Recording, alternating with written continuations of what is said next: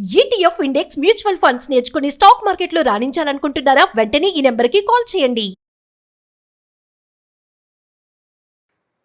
నమస్తే, welcome to Suman TV. నేను మీ సంజయ్. ఈరోజు మనతో పాటు ఉన్నారు సుప్రీంకోర్టు అడ్వకేట్ పోతిరెడ్డి కృష్ణకాంత్ గారు. సార్తో మాట్లాడి సైబర్ క్రైమ్స్ గురించి కొన్ని వివరాలు తెలుసుకుందాం. నమస్తే సార్. నమస్తే సార్, సైబర్ క్రైమ్స్ గురించి మనం చాలా వీడియోస్ చేసుకున్నాం. ఎన్ని లక్షలు ఎన్ని కోట్లు కొల్లగొట్టారనేది తెలిసింది. అండ్ అంతేకాకుండా రీసెంట్గా వాట్సాప్లో ఒక స్కామ్ అనేది వైరల్ అవుతుంది. ఆర్టీఓ చలాన్ కట్టాలని చెప్పేసి ఫోన్కి వచ్చిన ఏపీకే ఫైల్ క్లిక్ చేసినందుకు 6 లక్షలు పోగొట్టుకున్నారు 2 వ్యక్తులు. అసలు ఈ స్కామ్ ఏంటి, అసలు ఇది ఎలా జరుగుతుంది, ఇలాంటి వాటితో ఎలా జాగ్రత్తలు వహించాలి? ఇక్కడ చూసుకుంటే సైబర్ నేరగాలు అనేవారు రోజు రోజుకి అప్డేట్ అవుతూ వస్తున్నారు.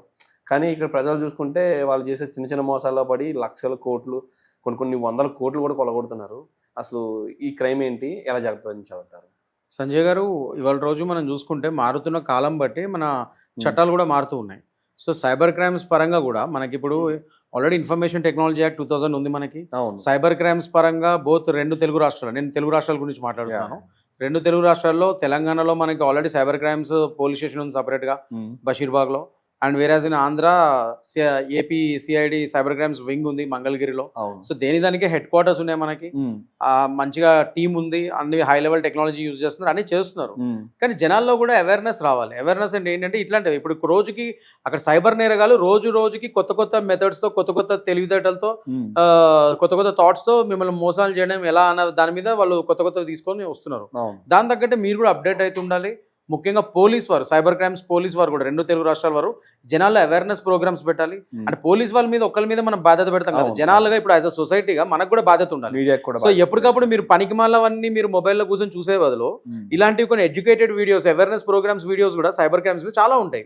పోలీస్ వాళ్ళు మన రాష్ట్ర పోలీస్ వారే, తెలంగాణ కానీ ఆంధ్ర కానీ, వాళ్ళ అవేర్నెస్ వీడియోస్ పెట్టారు చాలా.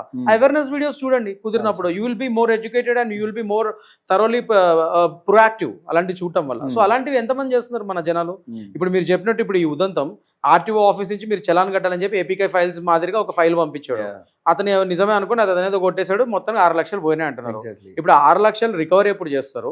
ఇప్పుడు ఇమీడియట్ గా జనరల్లీ ఇప్పుడు సైబర్ క్రైమ్స్ కి మనం అప్పుడు కంప్లైంట్ చేస్తాము, నా అకౌంట్ ఫ్రీజ్ చేయండి ఇలా అని ఫస్ట్ అడగాలి. అడిగిన తర్వాత ఇప్పుడు 6 లక్షలు రికవర్ చేయమని అడుగుతాం పోలీస్ వారికి. ఎఫ్ఐఆర్ అవన్నీ చేస్తారు వాళ్ళు పాపం. దాని తర్వాత రికవర్ చేసడానికి టైం పడుతుంది. ఎందుకు తెలుసా? ఫస్ట్ అండ్ ఫార్మోస్ట్ థింగ్, ఇప్పుడు ఈ సైబర్ నేరగాలు ఎవరైతే చేస్తున్నారో సైబర్ నేరాలు, మీకు తెలుసు నేను బెట్టింగ్ యాప్స్ మీద కూడా ఇట్లానే ఫైట్ చేశాను. అప్పుడు ఆ బాధితుల కుటుంబాల తరపున నేను కంప్లైంట్స్ ఇప్పించాను, అవన్నీ చేశాను.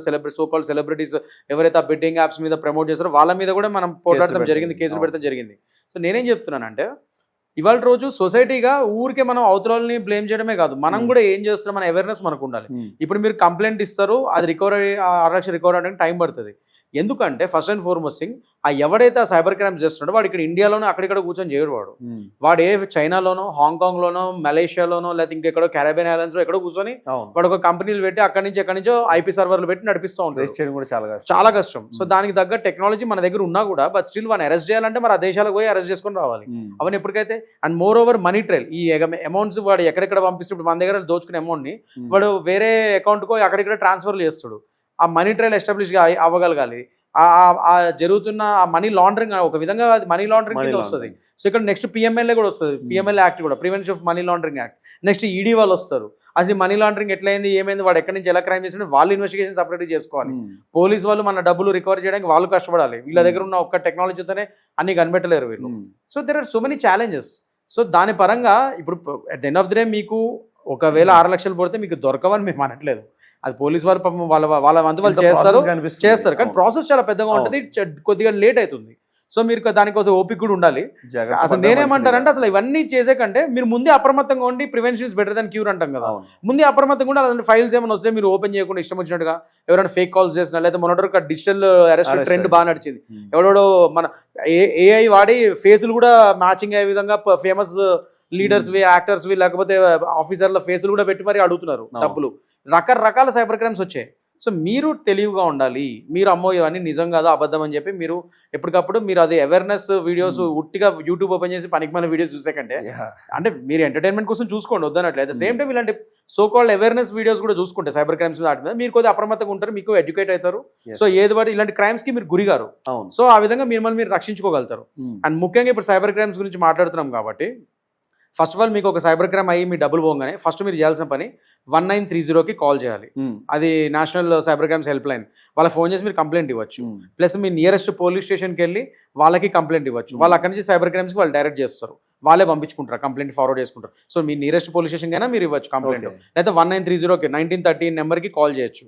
లేదు మీరు డైరెక్ట్ సైబర్ క్రైమ్ పోలీస్ స్టేషన్కి వెళ్తా అంటే మీ ఏరియాలో మీ డిస్ట్రిక్ట్ ఉన్న సైబర్ క్రైమ్స్ పోలీస్ స్టేషన్ ఎక్కడ కనుక్కొని మీరు అక్కడికి వెళ్ళి డైరెక్ట్గా కంప్లైంట్ ఇవ్వచ్చు. తొందరగా ఇస్తే అంత మంచిది. ఇమీడియట్గా మీరు ఫస్ట్ చేయాల్సిన పని ఏంటంటే మీ బ్యాంక్ అకౌంట్లో కానీ మీ ఏటీఎం కానీ ఎక్కడి నుంచి క్రెడిట్ కార్డులో కానీ డబ్బులు పోతున్నాయి అంటే ఇమీడియట్గా ఫస్ట్ ఆ బ్యాంకులో ఫోన్ చేసి మీ ఏటీఎం కార్డ్ని క్రెడిట్ కార్డ్ని ఒక అకౌంట్ని ఫ్రీజ్ చేయమని అడగాలి. దాని తర్వాత ఇమీడియట్గా నెక్స్ట్ మూమెంట్ వెంటనే వెళ్ళి కంప్లైంట్ చేయాలి.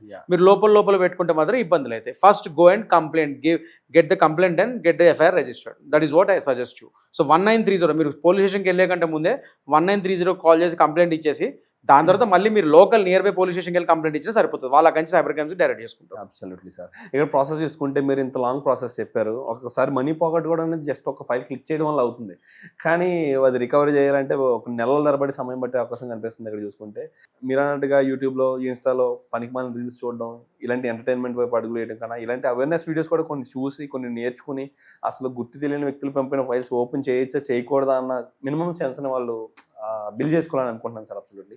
Thank you sir. Thank you very much. Thank you.